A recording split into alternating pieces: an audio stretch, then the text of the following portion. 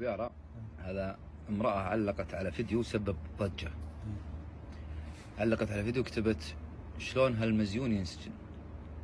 شاب امريكي صدم الحرمة وبنتها توفوا، فسبب تعليق هذا سبب ضجة. امريكي صاد بالله عائلة امريكي. ايه امريكان عندهم ما عندنا. وانا اكبر همي انه يموتون الامريكان. انا من البارح تعبان انعس انا وياك، همي متى يأذن افتح افغاني وادق مفعول واروح ارقد. ايش رايك طيب يا ها؟ المشكلة تصير في امريكا، التأثر يصير عندنا. ايه الدنيا اصلا شكلها متعلق. ليه؟ في اشياء انا مصدع فيها، مثل فارس يحبس، كلب يلحق نمر، هذه من نهاية العالم. يعني ما جت على هذه نستغرب. ما جت على هذه. دجاجة تلحق بالسن مرة انا شايف، والله انا شايف وشاف هذه طبيعية الدنيا؟ لا ما هي طبيعية، بلا في مشكلة. في مشكلة. دامك انت يعني خبرة في الحياة ما شاء الله عليك 40 سنة وانا ادبك في الارض، كيف مالي خبرة؟ والله اني داري. و16 سنة حط عليها عسكرية. طيب 16 سنة وانا عسكرية، خبرة حياة و16 سنة حطن على بعضهم من الخبرة هذه حياة يا ولد. ايش بك؟ انت طلعت من موضوعنا يا بيارا. طيب يا اخوي انت تقول لي الدنيا تعرف ايش تختلف فيها؟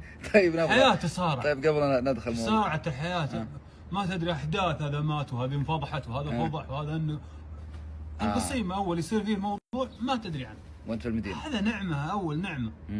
ما في غير اللي يضيق على الناس مزعل اول بس. والحين من يضيق على الناس؟ ها؟ مزعل.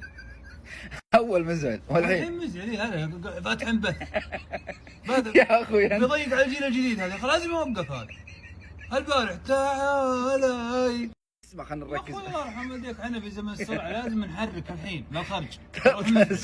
قول وقف يا اخي، خلاص وقف. فاتح بث. اسمع الجيل اندمر الاول، الحين الجيل يا ولد احنا في موضوع انت دخلتنا من تعالى يا البارح الشباب كلهم يضيق. ابو يارا انت تفيك شيء؟ احنا نهرج الحين عن الشاب الامريكي دخلتنا مزعج واخذت امريكا هنا. انا همي في شعبنا هنا ضيق عليها المسلم ما وكل ما له ينتفخ ابو فرحان. والله اني صادق.